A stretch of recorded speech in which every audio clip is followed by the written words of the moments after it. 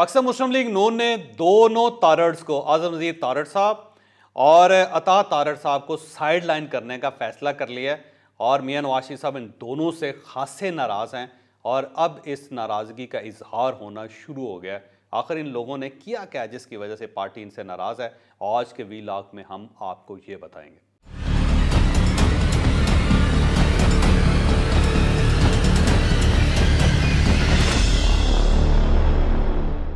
आज़म नज़ीर तारड़ साहब मुल्क के नामवर वकील भी हैं, पाकिस्तान मुस्लिम लीग नून के साथ इनका ताल्लुक भी है। मियां नवाज शरीफ साहब के ये केस भी लड़ते रहे हैं और इस वक्त ये वज़ीर कानून भी हैं, बल्कि इस गवर्नमेंट में ये 2 बार वज़ीर कानून बने। एक बार इन्होंने इस्तीफ़ा भी दे दिया था, साइड लाइन हो गए थे, लेकिन जब जनरल बाजवा साहब अपने घर चले गए तो उसके बाद आज़म नज़ीर तारड़ साहब दोबारा वज़ीर कानून बन गए।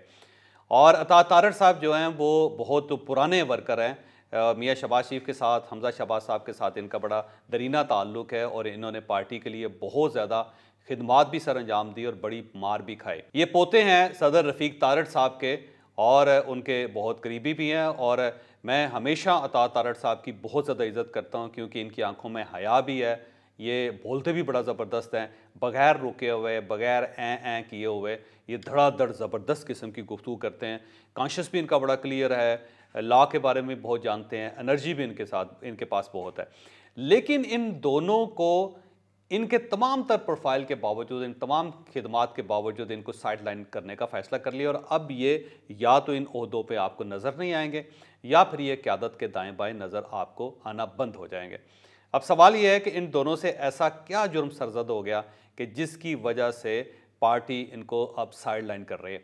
देखिए, सबसे पहले आज़म नज़ीर तारड़ साहब का केस लेते हैं। आज़म नज़ीर तारड़ साहब मियां नवाज शरीफ साहब के केस हैंडल करते थे और इसमें कोई शक नहीं कि उन्होंने केस बड़े ज़बरदस्त तरीके से लड़े थे और जब वो केस लड़ते रहे तो इस दौरान उन्होंने मियां नवाज शरीफ साहब से कोई मुतालबा नहीं किया था, ना उन्होंने इनसे कोई फ़ीस चार्ज की थी, बल्कि जो जूनियर वकला होते थे वो मैरियट और सरीना में रहते थे और महीना महीना रहते थे, जिसके बिल मियां नवाज शरीफ साहब और उनके दोस्त अदा करते थे। लेकिन आज़म नज़ीर तारड़ साहब हमेशा अपने घर में रहते थे, अपनी गाड़ी पे आते थे। ये कभी इन्होंने बिल चार्ज नहीं किया मियां नवाज शरीफ साहब से। मियां नवाज शरीफ साहब ने इसका हया भी किया और इन्हें वज़ीर कानून बनाया जब इनकी गवर्नमेंट आई। लेकिन आज़म नज़ीर तारड़ साहब से 3 ऐसी गलतियाँ हुई हैं जिनको मियां नवाज शरीफ साहब अब माफ़ करने के लिए तैयार नहीं। पहली गलती तो नवंबर 2022 में हुई। आपको याद होगा कि नवंबर 2022 में सुप्रीम कोर्ट ऑफ पाकिस्तान में 3 नए जजेस की इंडक्शन हुई थी। इन जजेस का नाम अतर मिनल्ला साहब, जस्टिस अतर मिनल्ला साहब जो इस्लामाबाद हाई कोर्ट के चीफ जस्टिस थे, वो यहाँ से supreme court of Pakistan elevate हुए थे। इनके साथ जस्टिस हसन अजहर रिजवी साहब सिंध हाई कोर्ट से सुप्रीम कोर्ट पहुँचे थे और इनके साथ जो तीसरे जज थे वो जस्टिस शाहिद वहीद साहब लाहौर हाई कोर्ट से सुप्रीम कोर्ट ऑफ पाकिस्तान का हिस्सा बने थे। इन तीनों में से 2 जज जस्टिस हसन अजहर रिजवी साहब और जस्टिस शाहिद वहीद साहब, ये दोनों पसंद थे चीफ जस्टिस ऑफ पाकिस्तान की।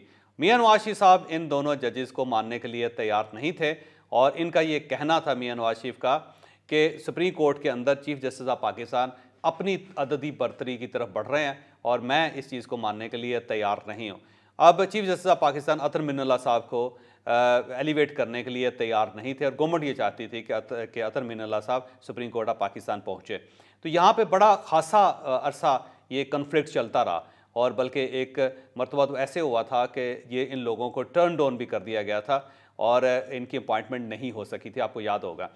लेकिन आज़म नज़ीर तारड़ साहब ने मियां नवाज शरीफ साहब को मनाया था कि आप बात मान लें, कोई इशू नहीं होगा। ये जजेस जो हैं, मैं आपको गारंटी करता हूँ कि ये एक बैलेंस व्यू लेंगे, ये किसी धड़े का हिस्सा नहीं बनेंगे। और बहरहाल एक डील हुई, उस डील के तहत अतर मिनल्ला साहब जो सुप्रीम कोर्ट ऑफ पाकिस्तान पहुँचे और उनके साथ ये दोनों जजेस जो थे ये भी सुप्रीम कोर्ट ऑफ पाकिस्तान पहुँच गए। लेकिन आज जब ये चीफ जस्टिस ऑफ पाकिस्तान की साइड ले रहे हैं दोनों जजेस, तो मियां नवाज शरीफ साहब आज़म नज़ीर तारड़ साहब को इसका ज़िम्मेदार करार दे रहे हैं। वो ये समझते हैं कि आज़म नज़ीर तारड़ साहब ने ये गलत फ़ैसला किया था, उस गलत फ़ैसले की सज़ा जो है वो पार्टी को बल्कि पूरी हुकूमत को भुगतना पड़ रही है। तो एक तो आज़म नज़ीर तारड़ साहब पे इस वजह से भी एक नाराज़गी है मियां नवाज शरीफ साहब की तरफ से। दूसरा, गवर्नमेंट ने अब तक जितने भी केस बनाए हैं इमरान खान साहब के ख़िलाफ़, वो इतने कमज़ोर केस हैं कि उन केसेस को किसी भी कोर्ट के अंदर गवर्नमेंट किसी तरह सस्टेन नहीं कर सकी और फौरी तौर पर ज़मानत हो जाती है और इस पे भी मियां नवाज शरीफ साहब खासे नाराज़ हैं। फिर मियां नवाज शरीफ साहब का ख्याल ये है कि इनकी जो कानूनी टीम है वो कोर्ट्स के अंदर किसी जगह पे बेहतर परफॉर्म नहीं कर रही। और आज़म नज़ीर तारड़ साहब का जो आखिरी जुर्म या जो इनके ऊपर एतराज़ किया जा रहा है वो एतराज़ 184(3) के अंदर जो तब्दीली है उससे रिलेटेड है।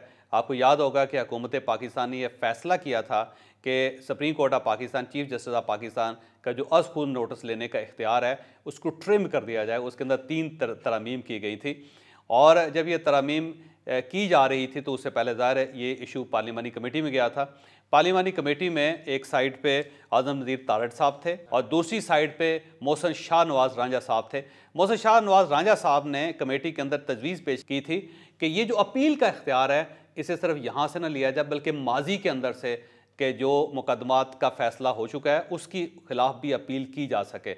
तो इस पे आज़म नज़ीर तारड़ साहब ने बहुत एतराज़ किया था, बल्कि वहाँ पे आज़म नज़ीर तारड़ साहब और मोहसिन शाह नवाज़ रांझा के दरमियान खासी लड़ाई होगी और आज़म नज़ीर तारड़ साहब नहीं चाहते थे कि इस अपील को माजी में भी ले जाया जाए और वहाँ पे नवीद कमर साहब भी इस चीज़ के ख़िलाफ़ थे।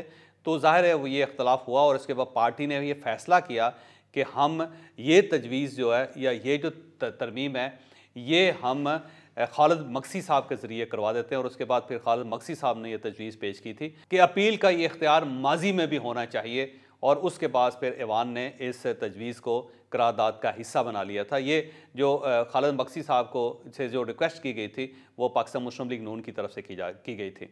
तो आज़म नज़ीर तारड़ साहब का ये आखिरी जुर्म था जिस पे खासी पार्टी नाराज़ है कि आज़म नज़ीर तारड़ साहब नहीं चाहते थे कि मियां नवाज शरीफ साहब की वापसी हो सके। अब अगला सवाल ये है कि अता तारड़ साहब के साथ क्या नाराज़गी है। अता तारड़ साहब को एक टास्क दिया गया था कि उन्होंने इमरान खान साहब के ख़िलाफ़ FIRs करवानी है, इमरान खान साहब को गिरफ़्तार करवाना है, इमरान खान साहब के ख़िलाफ़ जो मुकदमात चल रहे हैं उन्हें मंतकी नतीजे पर पहुँचाना है। अता तारड़ साहब ज़ाहिर वकील भी हैं, उन्होंने बड़ी कोशिश की लेकिन उनकी कोई कोशिश कामयाब नहीं हो सकी और पार्टी ये समझती है कि अता तारड़ साहब ने उन्हें फंसा दिया।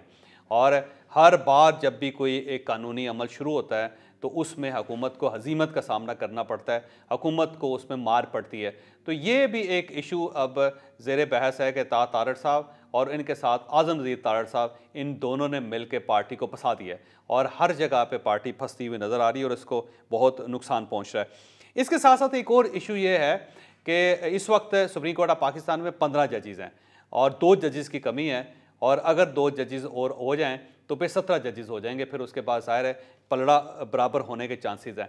लेकिन ये जो 2 जज अपॉइंट नहीं हो रहे उसकी रीज़न ये है कि चीफ जस्टिस ऑफ पाकिस्तान अपनी मर्ज़ी के 2 जजेस को लाना चाह रहे हैं और गवर्नमेंट ऑफ पाकिस्तान उस मर्ज़ी को मानने के लिए तैयार नहीं है और गवर्नमेंट अपने 2 जजेस को यहाँ पे पेश करना चाहती है। मियां नवाज शरीफ का ख्याल ये है कि अगर आज़म नज़ीर तारड़ साहब अब तक उन 2 जजेस को अपॉइंट करवा लेते तो आज हमारी पोजीशन ज़्यादा स्ट्रांग होती और ये जो गलती है ये भी आज़म नज़ीर तारड़ साहब के खाते में डाली गई है क्योंकि उन्होंने कमिटमेंट की थी कि मैं चीफ जस्टिस को राज़ी कर लूँगा और हमारे 2 जज इंडक्ट हो जाएंगे क्योंकि 2 जज हम उनकी मर्ज़ी से कर रहे हैं, 2 जजेस जो होंगे हमारी मर्ज़ी से होंगे। तो इसका फ़ायदा ये होगा कि एक बैलेंस क्रिएट हो जाएगा इसके अंदर, लेकिन बैलेंस क्रिएट नहीं हुआ तो इस पे भी मियां नवाज शरीफ साहब आज़म नज़ीर तारड़ साहब के साथ खासे नाराज़ हैं। तो मुझे यूँ महसूस होता है कि आने वाले दिनों में पहले इन दोनों को साइडलाइन किया जाएगा और ये इसके बावजूद अगर इन्होंने अपने मामला दुरुस्त ना किए तो शायद इन दोनों को मुकम्मल तौर पे फ़ारिग कर दिया जाए।